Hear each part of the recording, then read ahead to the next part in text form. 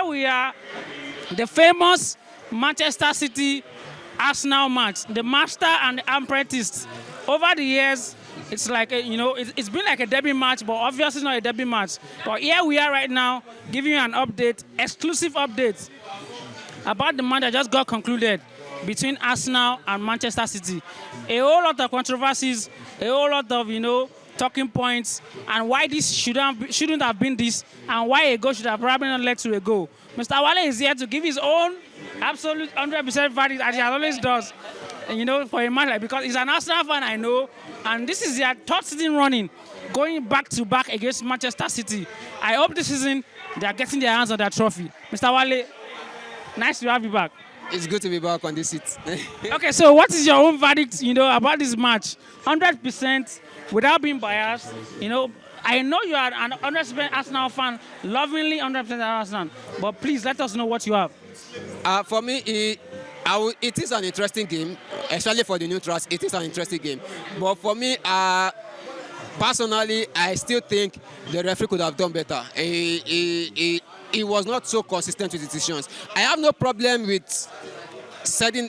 Okay, I have a lot of problems with the red card and everything, but I understand the concept behind it. But every single time Manchester City committed the same offense, they did not get a yellow card. All of the fouls they did not get a yellow card. In fact, all the yellow cards they got were simply because they had a dissent against them. Diaz was decent, Ederson was decent, Bernardo Silva was decent. Not one because they did a foul. Doku kicked the ball away after a foul was blown, no card. Erling Haaland booted the ball back to the corner flag, no foul, no card. Just name it, Kovacic did the same thing. Nothing was done. And yet, you gave a second yellow because because he kicked the ball after you had blown. In a ball that you should have blown for him in the first place as a free kick, because he was in the air and the massive player was actually on the ground backing into him, which was a dangerous play. But you didn't do that. You blew against him, and also he did not boot the ball away. It was a pass across from Martinelli, was already making a run free on goal. But you gave him a second yellow and a red card. No wahala. I have no problems with that. You've done your worst. But please be consistent. That is the only thing we are asking for. And after all of that, even before and after all of that, Man City players did it. In the second half, we saw Diaz elbow, what's his name? Kaihavertz. There was no yellow. Nothing. All of Man City's yellow card were simply for dissent, not because they committed any foul. Make it make sense.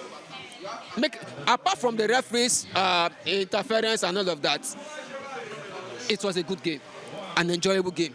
Interesting. It was gripping. You even both for neutrals and those who had vested interest.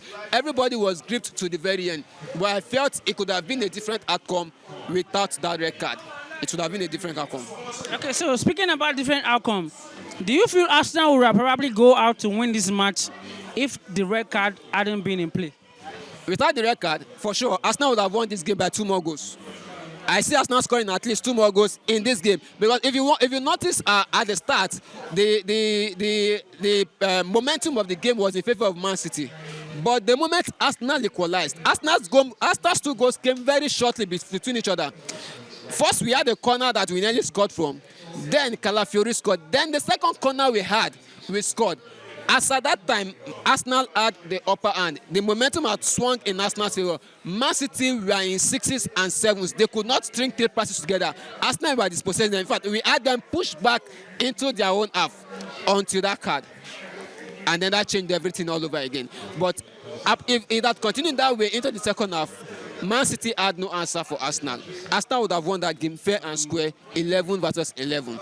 But that was not how it went. There was a red card. It was 10 against 11, and Arsenal played the game of their lives. Every single person gave all the best. It was unfortunate that the goal came in at the very end, but still, kudos to the Arsenal team. They did a very great job. Okay, so we know it's the beginning of the season, yeah? And you see Arsenal as a team that is, like the type of team every other teams can compete with. Do you see them going as far as winning the league this season? Plus the type of depth that Man City has, because they are like your greatest contender, or you are like the greatest contender. How do you see yourself faring with Man City this season? Because this is like the third season you guys are contending with them for the league. See, Personally, I don't like Arsenal saying or trying to compare themselves with Man City or contend that they are contending with Man City. Yes, there's Man City there. But as far as I'm concerned, the person that we have to beat is Arsenal ourselves. We can only control what we do. We can only control what happens to us. And so for Arsenal, we shouldn't bother ourselves with what Man City is doing, but rather what we are doing. Winning our games, doing the things that we can control. Those are the things that if we can control the things within our own capabilities and give it the very best, winning this league is an easy thing for us. I see it. I see us winning this league. Man City, yes, they have the depth, no problem. Arsenal too have their own depth, but right now they are a bit lean due to injuries and loans. But I see a lot of more incomings in the January windows, and I see more promotion from the academy. We've already seen most of them in the games already, and we saw Miles Lewis Kelly coming in this kind of game. And it was against Bernardo Silva. He was holding his own. He was marking him out, especially with Jesus supporting him too. He was doing very well, and this was an academy one. So we see that these guys are grown of age and everything. So Arsenal, as far as I'm concerned, we shouldn't bother ourselves too much about what Man City is doing. One thing I do know for sure is that Man City will still drop points in this season. What is important is that in those moments when Man City drop points, Arsenal should be ready to take advantage of that and then get the better over them. If you can do that in those moments, Arsenal can win the league, no problem. In fact, it's up to Arsenal to lose the league. The way I see it, it's for Arsenal to lose. Okay, so over the years, we've been seeing incidents whereby Arsenal fan claims that Arsenal are being robbed of petty fouls, petty cards, and which probably hinders them from getting the league or probably putting on a better performance. This like of incident happened against Brighton, whereby we had a Brighton player that kicked the ball off after the referee's whistle, and Declan Rice only took a tap to the ball. I was given his second yellow. Almost same thing happened today against West Ham. Do you think Arsenal has a problem against the referee or the FA?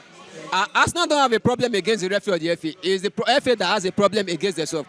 They bring out all these rules.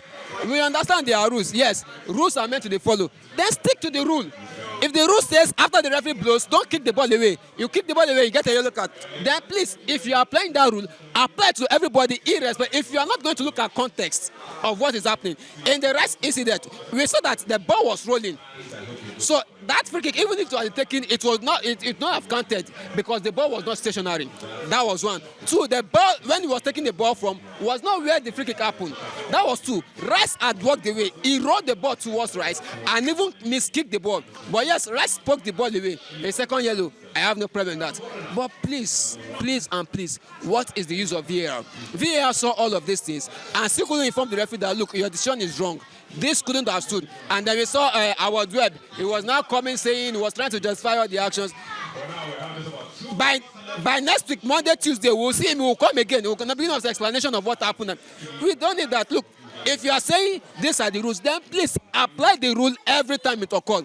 Don't pick and choose when to apply the rule. Don't go kick the ball away after you blew a free kick. That was the time to give me a yellow card for kicking the ball away. You didn't. So why was it Trossard decided to give? Kovacic did the same thing. And Anna did the same thing. You chose not to give them yellow in that moment. What was the rationale? If this is the rule, please apply the rule. Irrespective of who is there, apply the rule. So why is it always Arsenal? Like ex-Man City player was asking, what's his name? Balotelli, why always us? So why is it always us? And one thing I know is that it's Arsenal today. It could be another team tomorrow. It's not about the teams now. It's about the referees themselves. Please be consistent. That's all we are asking for. If you say this is the rule, when it occurs, follow the rule. If you follow the rule against Arsenal, follow the rule against their opponent. Even if it happens 10 times, follow the rules 10 times. Let them know that you follow the rule 10 times. That's what's happening. You don't pick and choose for no reason. If the same thing happened in 5 times, 5 different occasions in the same game, and you decide to give to only one particular side, it's going to look like you are against them because you have no other evidence to see it, because it's the same rule that applies in those 5 instances, but when it was against the opponent, you overlooked it. So please, to the FA, to the referees, if you are going to follow a rule, please be consistent about it. You are the ones making the rule, not the players. So it's up to you to uphold the rules and be consistent with it. That is all we are asking for. So irrespective of whatever we are supporting, it's up to the referee. It's not about even the team now. It's not about Arsenal now. It's about the referees who are making these rules or who are to uphold the rules to be consistent with the rules that they say they are upholding. And that's all we are asking for. Okay, so obviously, an insight and an in-depth analysis from an Arsenal fan my co-host, Mr. Wale, who is actually, spontaneous about the fact that Arsenal were supposed to go all out to win this match, regardless of the red card. Arsenal were robbed, and I hope that over the season, Arsenal had been facing the same threat, whether from the FA, whether from the referee's personal judgments. Arsenal should have probably, because we had teams that actually did the same, play or probably incident that happened between Arsenal player and the ball, and other teams were actually doing the same thing and they were not being carded for. So, I think the FA or the referees probably use their discretion wisely and probably rethink about the decision of after the whistle kicking the ball or before the whistle kicking the ball warrant a red card or a yellow card. So, Mr. Wale, to top it all, who would you pick to be your best player or the man of the match for this Arsenal Man City? It's tough because every single player in Arsenal give their best, especially in the second half. But if I have to choose, I'm going to go for David Raya. He kept Arsenal in the game for so long. The defenders who did the tackles, the blocks, it was superb. But David Raya, he made some incredible saves. The shots, the headers, he was there for every single thing. And so for me, I'll give it to David Raya. It's close, but David Raya takes it for me. Okay, so let's talk about David Raya in a quick sense. He came to the team last season, and he has been there. Do you think comparing David Raya with the likes of the performance of Ramsdale 2 seasons ago, who would you actually give a 10 over 10? I'd give it to Raya. It's also close because Ramsdale came in at a time where we didn't know we needed a keeper that can push along with the team. But Ramsdale came and showed us that was what we needed. It became like the final thing we needed in that defense. So even as the defenders were pushing, he was pushing along with them. He was always giving them that support and all. But of course, Raya was more mature. Ramsdale is still young. He's about 23, 24. This is last week was David Raya's 29th birthday. So he has matured. There's about a 5 years gap in between them. So Ramsdale, and like I tell you, in the next 5 years, Ramsdale will become the new Raya.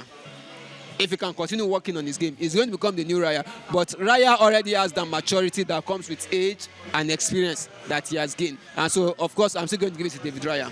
Okay, so your last outing in the Champions League against Atlanta, he made a superb save during the penalty, the in-game penalty that was awarded to Atlanta. He saved it twice. He saved the penalty, then making another save. That probably shows where his own experience comes in, his reflexes and everything. How do you think Arsenal is going to fare against PSG come their next Champions League match? For me, against PSG, Arsenal should be able to take the win. Not because of anything, but simply because, one, Arsenal is going to play at home.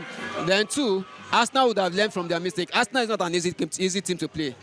Arsenal are very solid. And whatever game they decide to play, be it free-flowing, be it defensive, be it counter-attacking, Arsenal have the players who can play this style of games to the very best. It's going to be a good game of football because PSG also play a very nice brand of attacking football, and it's something I'm looking forward to. But for me, I'll give it to Arsenal to take the win.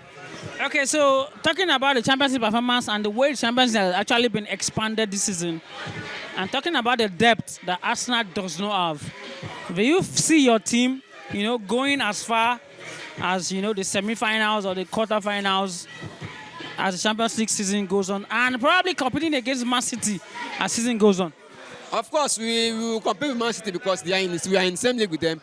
Also in Europe, the squad is not an issue for me because I do hope, I look forward to having more incomings in January because, of course, we had a lot of outgoings, but there was not enough time to bring in more players. But by January, there will be more incomings. I do see that, both from the academy and both from the market.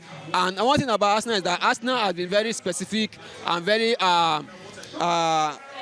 there's this word I'm looking for. Apart from being specific, they are also very intentional about the people they go for in the transfer market. So they will also be doing that. So the squad, they are going to be for the squad. I have no problem with that. As for the competition, Arsenal are in every competition to win it to the very end. Until we are out, we are in it to work to win it. That's it for Arsenal. Okay, so that is it, guys. I update from Patriot TV, your home for information and entertainment. I'm with my co-host, Mr. Wale. It's been a while. You've actually seen us together, but here we are back once together again. And we are giving you explicit interviews from fans' reaction across the European football leagues, the Spanish La Liga, the Champions League, and the Premier League as it goes on. Hope to see you guys. Don't forget to click, like, and subscribe. And follow us across all our social media handles, as you can see below on the screen. Thank you for coming out. Stay tuned. Peace out.